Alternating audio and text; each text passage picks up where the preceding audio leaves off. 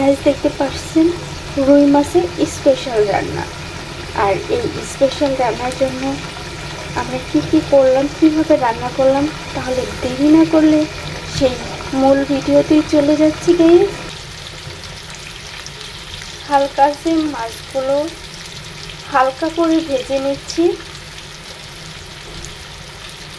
আর এই মাছ দিয়ে রান্না করা হবে স্পেশাল আইটেম। তাহলে অপেক্ষা করুন, মাছগুলো ভেজে নিন। মাছগুলো ভাজা হয়ে গেছে, এখন এগুলো রেখে দিচ্ছি। এদিকে ব্লেন্ডার করার জন্য ধনিয়া পাতা, কাঁচামরিচ আর কাঁচা পেঁয়াজ নিয়ে নিয়েছি, ব্লেন্ডার করে নিচ্ছি। চুলায় একটা ফ্রাই প্যান বসিয়ে তেল গরম হয়ে আসলে দিয়ে দিচ্ছি পেঁয়াজ আর রসুন কুচি, দিয়ে 2-3 মিনিট একটাকে ভেজে নেব। পেঁয়াজগুলো লাল লাল হয়ে আসলে এখন দিয়ে দিচ্ছি যে বেরেস্তাটা বানানো হয়েছে সেটা। আদার পেস্টটা দিয়ে দেওয়া হলো, এছাড়া দেওয়া হচ্ছে কমন মশলা, হলুদ, মরিচ, জিরা গুঁড়া দিয়ে কয়েক মিনিট ভেজে নেব।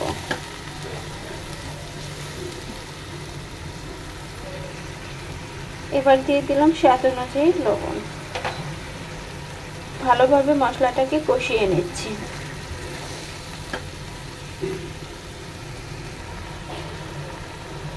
মশলা থেকে একদমই তেল উঠে আসছে, এখন দিয়ে দেব আগে থেকে ভেজে রাখা সেই মাছগুলো। হালকা করে নেড়ে দিচ্ছি।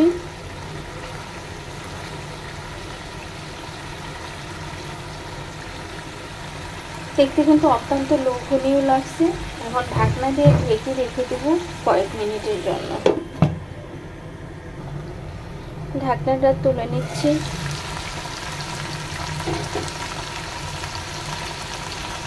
কতটা লোভনীয় লাগছে সেটা কিন্তু দেখেই বোঝা যাচ্ছে। আমি এখন হালকা করে পানি দিয়ে দিচ্ছি।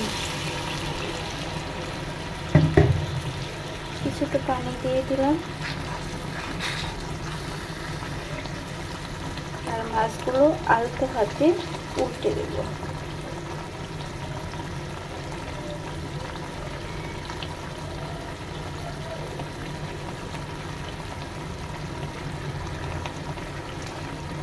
পোড়াটা ব্যাচেলার লাইফের রান্না, বুঝতে হবে এত বেশি পারদর্শী নয়, তারপরে আমি আপনাদের সাথে আমার ডেইলি লাইফের রান্নাগুলো শেয়ার করতে চেষ্টা করছি।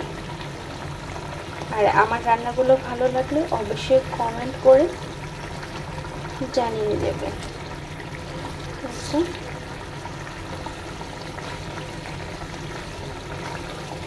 জাস্ট কয়েক মিনিট অপেক্ষা করি, দেখতে থাকুন ফাইনাল লুক পর্যন্ত। রান্না কিন্তু একদমই শেষ, দেখতে পাচ্ছেন রান্না থেকে একদমই তেল উঠে আসছে। এবার পরিবেশনের জন্য চুলা থেকে নামিয়ে নেব। নামিয়ে নেওয়ার আগে দিয়ে দিচ্ছি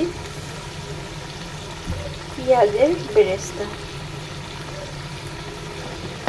দেখুন, এখন চুলা থেকে নামিয়ে নেব জাস্ট পরিবেশনের জন্য।